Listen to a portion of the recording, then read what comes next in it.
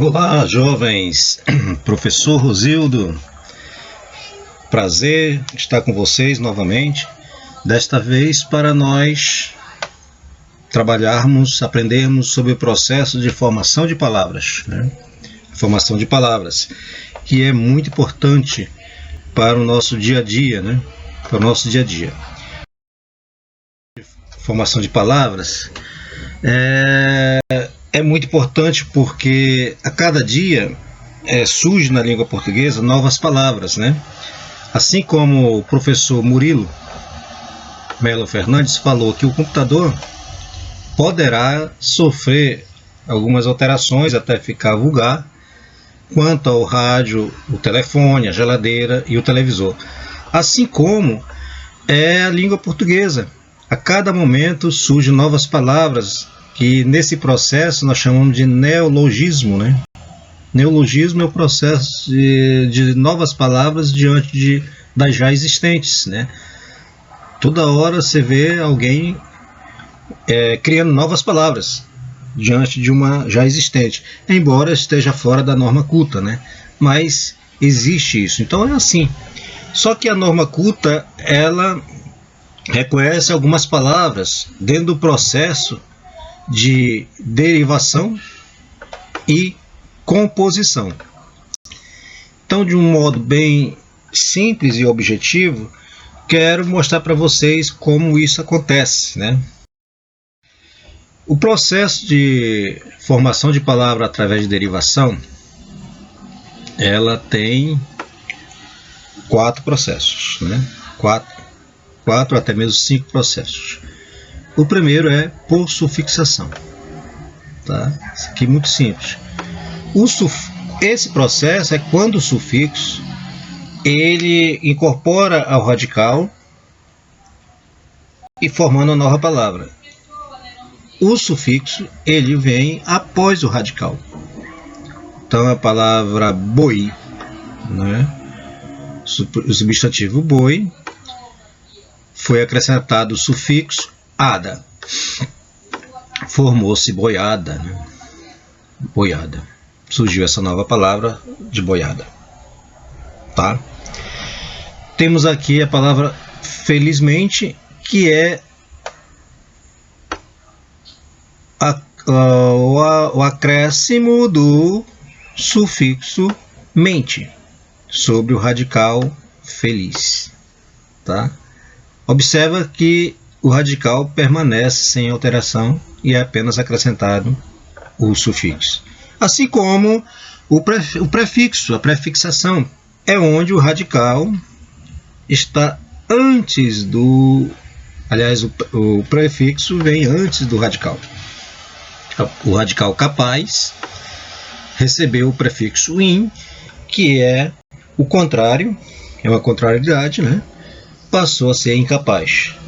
Tá? Desligar vem de ligar, do verbo ligar, né? Recebeu o prefixo 10, passou a ter uma palavra contrária de ligar, passou a ser desligar. Nesse processo é prefixo. Então o sufixo é colocado depois do radical e o prefixo antes do radical. Então, também ela é parasintética. E como está frisado, tem um quadradinho bem bonitinho no seu livro de gramática, na página 65, ele fala que do processo por prefixação, por sufixação, por prefixação e sufixação e por parassíntese, né? Parassíntese. Agora, o que chama atenção, tá? É que ele está dizendo na letra C que tem por prefixação e sufixação é o acréscimo de prefixo e sufixo. Só que o parassíntese também é o acréscimo de prefixo e sufixo. Qual é a diferença, né? Isso quero mostrar para vocês. Veja bem, gente, a diferença é que uma palavra ela pode vir tanto prefixo e sufixo. Quando não é parassíntese, por exemplo, vamos colocar aqui a palavra feliz, tá?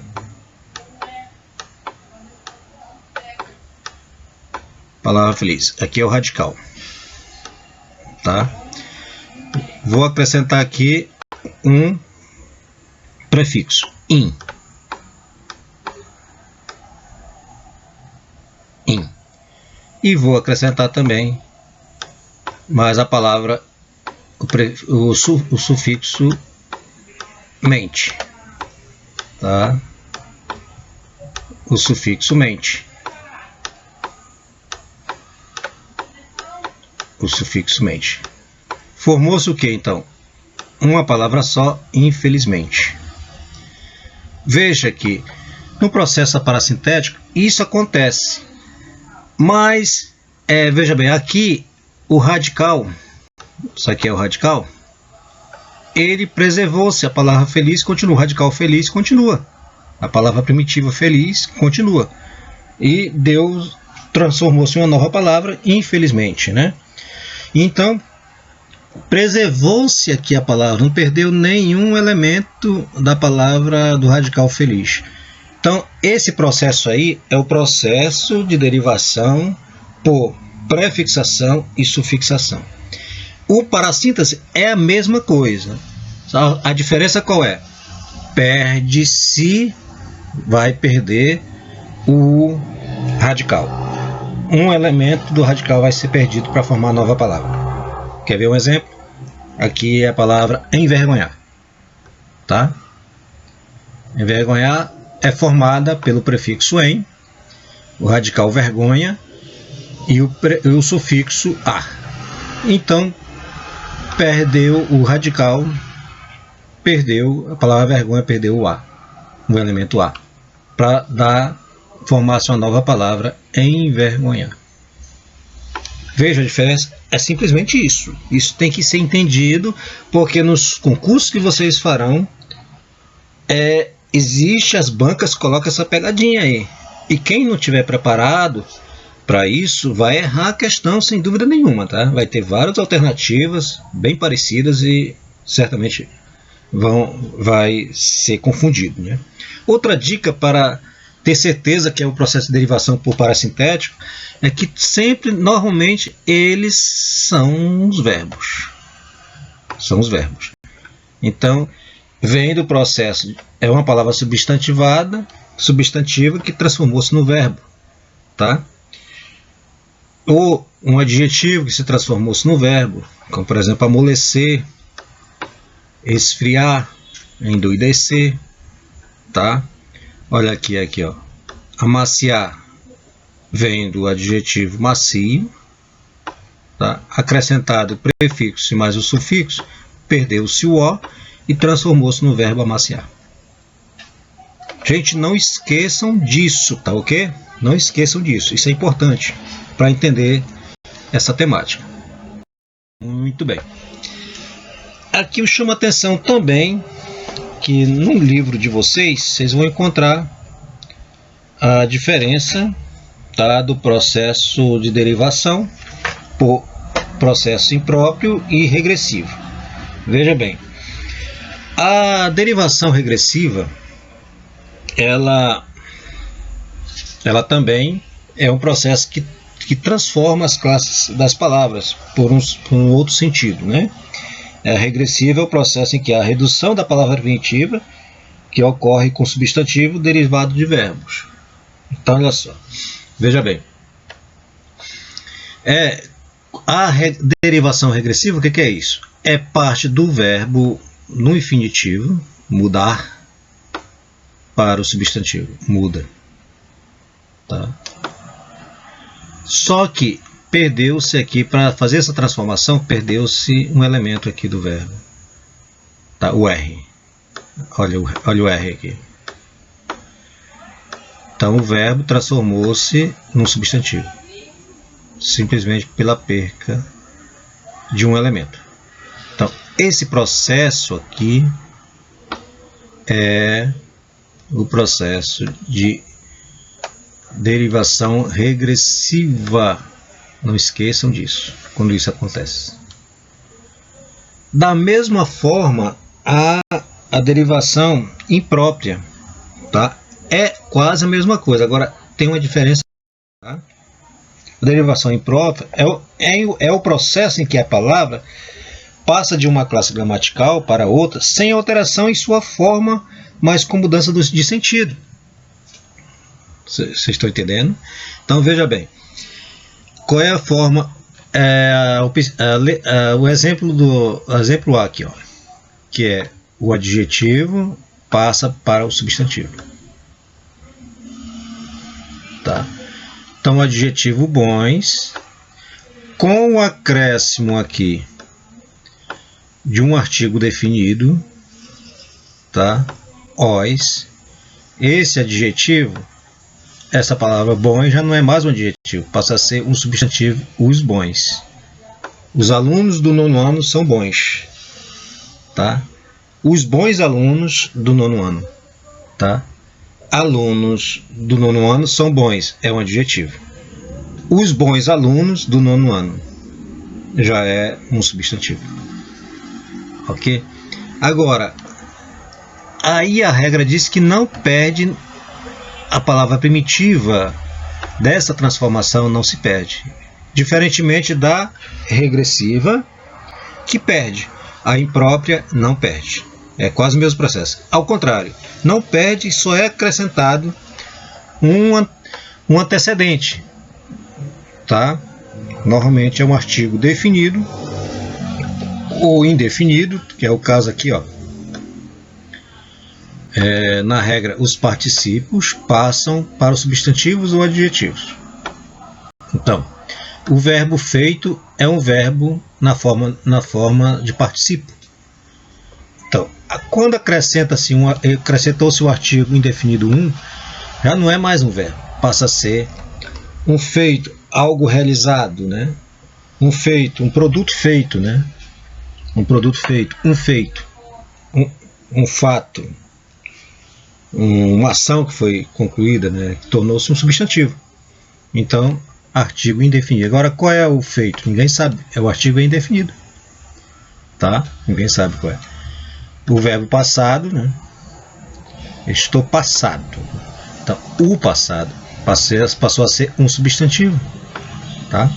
Então, esse processo, quando acrescenta-se ao radical o artigo definido, indefinido, ou até mesmo outra classe gramatical, pronomes e advérbio, passam a ser um processo de novas palavras com outro sentido, que chama-se derivação imprópria.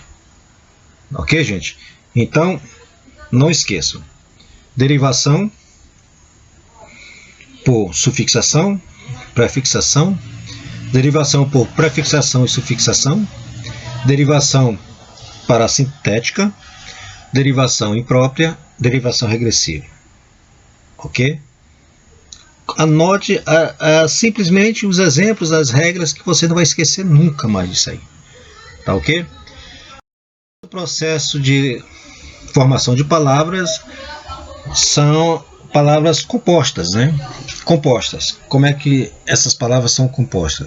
Normalmente o processo de composição de palavras a associação de duas ou mais palavras, né? Duas ou mais palavras. E nesse processo tem duas maneiras. Tem o processo de composição por justa posição, onde une duas ou mais palavras, ou radicais, sem alterar a estrutura da palavra primitiva. Tá? Sem alterar a estrutura da palavra primitiva. Então, pode ser, essas palavras compostas por justa posição, elas podem ser unidas, também pode ser composta por hífen, né? A integração pode ser por hífen ou sem hífen. Exemplo, a palavra passatempo é sem hífen, né? Sem hífen. Então, juntou-se a palavra passa mais tempo, passou a ser passatempo. Veja que a palavra primitiva passa continuou sem alteração. A palavra primitiva tempo continuou sem alteração. Duas palavras passa e tempo uniram-se para formar uma palavra só, passatempo. Eu tenho aqui a palavra cor de rosa. Então, eu tenho aqui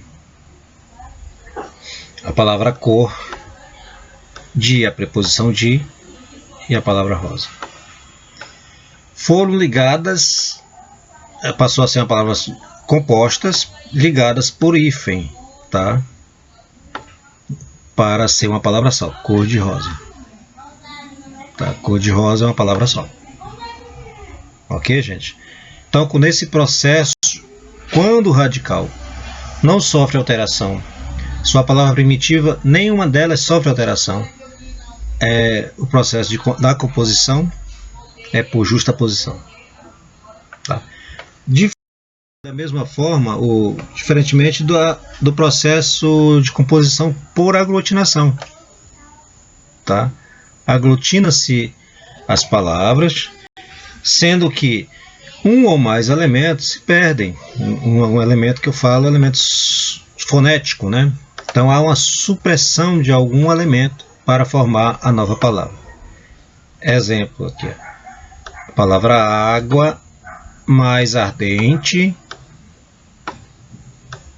Eu, juntando as duas palavras, eu formei a palavra aguardente.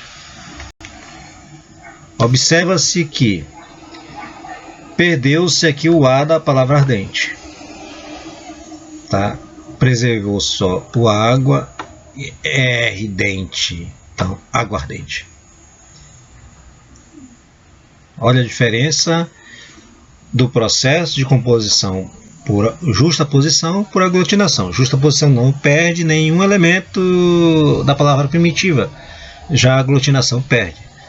Outro exemplo aqui para vocês entenderem bem. Embora é formado pela preposição em mais o adjetivo boa mais o substantivo ora. Tá? Eu juntando essas três palavras, formei uma só palavra, uma nova palavra chamada embora. Tá? Só que o adjetivo boa foi modificado para bo, perdeu-se o A. O substantivo ora foi modificado, perdeu-se o H. Juntei aqui embora, né? Embora. Perdeu-se o O também, né? Mais um O aqui. Embora. Ok? Tornou-se embora. Então, quando isso acontece, quando perde algum elemento fonético da palavra primitiva, chama por aglutinação. Gente, isso tem que ficar bem entendido. Veja, essa diferença aí tem que estar na mente de vocês. Não é decorar, é aprender. Tá? É aprender. Então, aqui, as palavras podem ser formadas também pelo processo de hibritismo. O que é o processo de hibritismo? É quando a palavra composta é formada por palavras estrangeiras. Por exemplo, a palavra monocultura é formada pela palavra mono, que vem do grego, e a palavra cultura, que vem do latim. Alcômetro. Vocês sabiam que álcool é uma palavra, não é brasileira, ou seja, não é portuguesa, é a palavra árabe. Tá? Juntou-no com metro, que vem do grego, dá-se a palavra alcômetro. Tá? Automóvel, auto vem do grego, imóvel vem do latim. Ok? Então, nesse processo, quando entra a palavra estrangeira, já passa a ser hibritismo. Tá? E onomatopeias, por último, né? São palavras que surgem também diariamente para dar sustentação às imitações de vozes, de ruídos da natureza, de animais em gerais, som, vozes, como por exemplo aqui o som do sino, né? Essa palavra badalar. Badalar não vem de festa, né? Muita gente, os jovens hoje, vamos para badalar, né? Não, essa palavra ela foi criada pelo barulho, pelo sinal do sino, né? O sino ele badala, né? Badala, ele repicar, né? O bali é do som da ovelha, do cordeiro, né? Bramar, o mar brama, né? Vem do mar. Rugir vem de feras, né? Feras, as feras também bramam, ruge e assim sucessivamente. Ok, gente? Então é isso. Espero ter ajudado vocês a compreenderem bem essa temática muito importante, né, na formação de vocês da língua portuguesa. E nós vamos em seguida apresentar um exercício para vocês praticarem e muito mais. Tá? Gostaria de encerrar com esse pensamento aqui do professor René Maria Rilke. Ele fala que o destino não vem do exterior para o homem, ele emerge do próprio homem. O que ele quis dizer? Ele quis dizer que nós somos responsáveis pelo nosso destino, ele vem de nós mesmos, né? Então as nossas atitudes, as nossas decisões faz com que a gente assuma o destino da nossa vida. Um forte abraço e até a próxima.